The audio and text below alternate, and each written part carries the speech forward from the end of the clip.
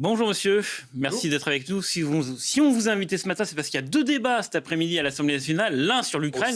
Au Sénat, j'ai dit à l'Assemblée. Mais oui, un comme hier. Chacun dans sa chambre. Absolument. Un comme hier à l'Assemblée nationale sur l'Ukraine et un autre sur les relations entre la France et l'Algérie. Mais tout d'abord, une première question sur l'actualité qu'on vient d'apprendre, c'est que la congrégation religieuse qui gère l'école de Notre-Dame de Bétarame a reconnu sa responsabilité dans les violences sexuelles et physiques commises contre des élèves. Elle annonce aussi la création d'une commission d'enquête indépendante et un fonds d'indemnisation pour les victimes. C'est bien que cette congrégation s'exprime. C'est la première fois qu'elle le fait depuis que son école est dans la tourmente de l'actualité.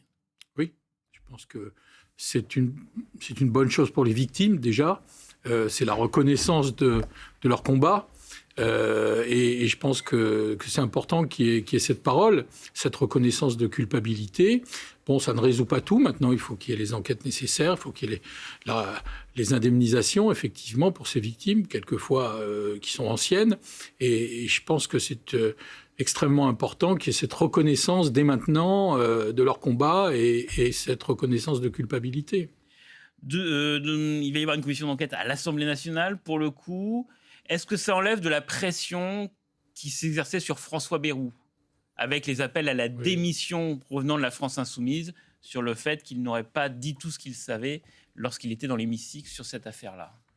Oui, enfin, moi, j'ai toujours pensé que on peut toujours mettre en cause le Premier ministre parce qu'il a été élu de Pau. Bon, je veux dire, déjà la justice, s'il y avait eu des faits depuis tant d'années, on se demande pourquoi un procureur, un juge n'aurait pas ouvert l'action publique. Donc, charger le Premier ministre, c'est plus de la politique politicienne que, j'allais dire, la recherche d'une solution pour les victimes. Mais avec cette reconnaissance de la congrégation, on met plus le focus Bien sur la sûr. souffrance des victimes, plus que sur les enjeux politiques. Bien sûr. Et donc, de ce point de vue-là, Je pense, moi, je vous dis, depuis longtemps, j'ai toujours pensé que je ne vois pas pourquoi François Bayrou serait responsable de ce qui se passe à Bétarame.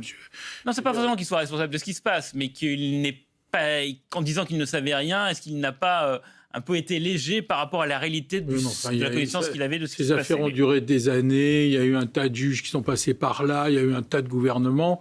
Jusqu'à preuve du contraire, il n'y a pas grand monde qui s'en est préoccupé. Alors, on va passer sur le débat sur l'Ukraine qui aura lieu au Sénat tout à l'heure, comme hier à l'Assemblée nationale, sauf qu'il y a un événement d'actualité nouveau. C'est cette nuit, Donald Trump qui a suspendu l'aide militaire en faveur de l'Ukraine. Comment vous réagissez?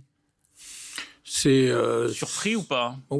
Pas vraiment, parce qu'avec M. Trump, on ne peut pas être vraiment surpris de ces revirements perpétuels. C'est un peu le prolongement et la suite logique de la malheureuse scène que le monde entier a pu voir à la Maison-Blanche.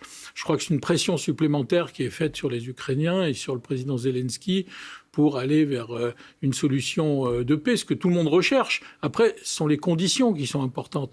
On ne peut pas demander aux Ukrainiens qui sont battus, qui continuent de se battre, il y a des morts au quotidien, de se rendre. On ne peut pas accepter ça. Et d'ailleurs, l'Europe joue sa propre sécurité dans cette discussion. Il y a les Ukrainiens que nous défendons, que nous soutenons, et puis il y a la sécurité de l'Europe. Donc il va falloir se substituer de plus en plus aux États-Unis. Alors ça, autant il y a un consensus assez fort dans la classe politique pour le soutien à l'Ukraine. En revanche, c'est un peu plus partagé sur la façon dont l'Europe peut assurer sa sécurité. Au Sénat, il n'y a pas le Rassemblement national, il n'y a que 3 députés, il n'y a pas d'insoumis, donc ça sera un peu plus consensuel qu'à l'Assemblée nationale. Mais vous, est-ce que vous êtes favorable, par exemple, au partage de la décision nucléaire chez les centristes? Oui, c'est pas le partage. Je veux dire, ce que propose le président de la République, c'est faire ce que font les États-Unis avec l'Europe. C'est de dire, on vous ouvre la perspective de notre parapluie nucléaire. C'est-à-dire, d'ailleurs, le général de Gaulle lui-même, dans des lettres précises et écrites, avait dit si évidemment on touche au Benelux ou à l'Allemagne, c'est nos intérêts vitaux qui sont menacés. Donc on ne peut pas limiter le sanctuaire à ce qu'est mais le Benelux et l'Allemagne, si je puis me permettre, c'est à nos frontières, ce qui n'est pas tout à fait le cas de l'Ukraine. Non, mais après, on est dans l'OTAN. De la Pologne. Ouais. On est dans l'OTAN où il y a un article 5 qui prévoit quand même cette solidarité, et même le traité de l'Union européenne, je crois que c'est l'article 47, il prévoit cette solidarité. Mais les Républicains, qui sont vos alliés au Sénat et les alliés d'Emmanuel Macron, ne sont pas tout à fait sur cette position de partage. Est-ce que le bloc central peut, non pas imploser, mais peut se diviser sur cette question ukrainienne. Non, mais qu'il y ait des différences, c'est évident. On sait très bien qu'il y a un problème de coordination du bloc central.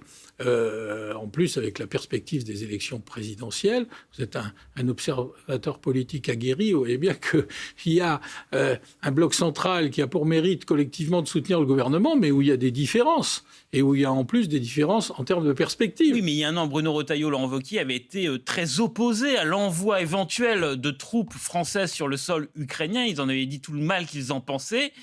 Cette perspective, elle est quand même au programme, pas tout de suite, mais dans le cadre d'un cessez-le-feu.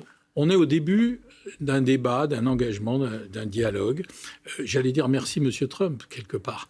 Il a réveillé l'Europe et tout ce qu'on n'a pas fait pendant des décennies. On a parlé de la construction européenne, de la coordination européenne, de la défense européenne. Qu'est-ce qu'on a fait ?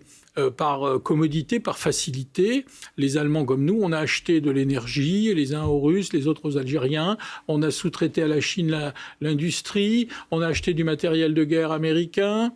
Bon, aujourd'hui, on s'aperçoit qu'on est obligé d'être majeur et de s'organiser par nous-mêmes. Donc, quelque part, quelque chose malheur est bon, c'est salvateur, et maintenant, il faut s'organiser. Alors, ça ne se fait pas en 5 minutes. Il va falloir faire des efforts financiers considérables, puisqu'il va falloir monter à 3,5% du produit intérieur brut en termes d'engagement financier pour la défense européenne. Du coup, il faut enlever les dépenses d'armement du budget tel qu'il est comptabilisé par l'Europe sur les critères de Maastricht. Oui, mais monsieur, nous avons toujours une dette de 3 300 milliards d'euros. Elle n'est pas partie comme ça. Donc, il y a toujours des efforts à faire en termes d'économie, puisque la perspective, c'était de faire 3% du PIB pour répondre aux critères européens en 2029. Ça va devenir compliqué. Et puis de l'autre côté, il faut faire des dépenses importantes en termes de défense. C'est vous dire si le débat budgétaire va devenir intense. D'ailleurs, Didier Lombard est notre invité à 8h30 sur le dossier algérien, qui est l'autre débat du Sénat tout à l'heure. Ça sert à quoi de faire un débat sur l'accord sur l'immigration entre la France et l'Algérie, puisque Emmanuel Macron l'a dit, pas question de revenir ou dénoncer cet accord, alors que François Bayrou, lui, a fixé un ultimatum de 4 à 6 semaines au gouvernement algérien. Emmanuel Macron ne veut pas bouger, donc ça sert à quoi votre débat ? C'est le propre du Parlement que d'avoir des débats et de prendre des décisions le cas échéant. Bien sûr, le président de la République, et c'est normal, c'est sa responsabilité, il signe les traités. Donc il peut fixer des limites. Mais à l'évidence, on voit bien que l'Algérie ne respecte pas les traités. Aujourd'hui, les Algériens qui sont sur notre territoire, il y a environ 700 000 ressortissants algériens sur le territoire national. Bon, il y en a un certain nombre qui sont là de façon irrégulière ou qui commettent des délits. Ils sont de nationalité algérienne, comme ceux qu'a dénoncé le ministre de l'Intérieur. L'Algérie ne peut pas les reprendre. C'est leurs ressortissants. Il n'y a pas débat. Ils ont les passeports. Bon. Non, mais le débat, c'est comment on contraint l'Algérie à ne pas les refouler à la frontière. Mais même Macron dit ça ne sert à rien le rapport de force parce qu'on perdra. Il faut plus aller à la diplomatie, ça prend du temps. Et vous avez François Bayrou, Bruno Retailleau qui disent non, il faut aller au rapport de force. Qui va trancher à la fin ? Souvent, il y a les deux à la fois, parce qu'il y a la partie non-voyante, si je puis dire, la partie diplomatique, parce qu'il se passe des choses quand même. Et puis, de l'autre côté, il y a la pression qui est faite, par exemple, sur les passeports diplomatiques. On voit bien qu'il y a une mise en cause dans les accords avec l'Algérie de ces passeports diplomatiques dont l'Algérie fait grand usage. Ils en ont distribué beaucoup. Et maintenant, on a, côté français, augmenté les critères en disant qu'il faut une lettre de mission. Récemment, il y a une femme d'ambassadeur Marion Mali qui a été reconduite à la frontière. Un ambassadeur, ce n'est pas une femme d'ambassadeur. Je veux dire, vous êtes ambassadeur, vous avez un passeport diplomatique. Vous êtes journaliste, votre conjoint, il n'a pas forcément une carte de journaliste. Donc, pour aller au-delà de l'Algérie, parce que ce débat se fonde aussi sur un rapport du Sénat qui a établi qu'il y avait 197 règles juridiques en matière de migration par rapport aux différents pays. Est-ce qu'il ne faut pas, au département de l'Algérie, de rationaliser tout ça ? Parce que là, il y a 187 cas d'espèces.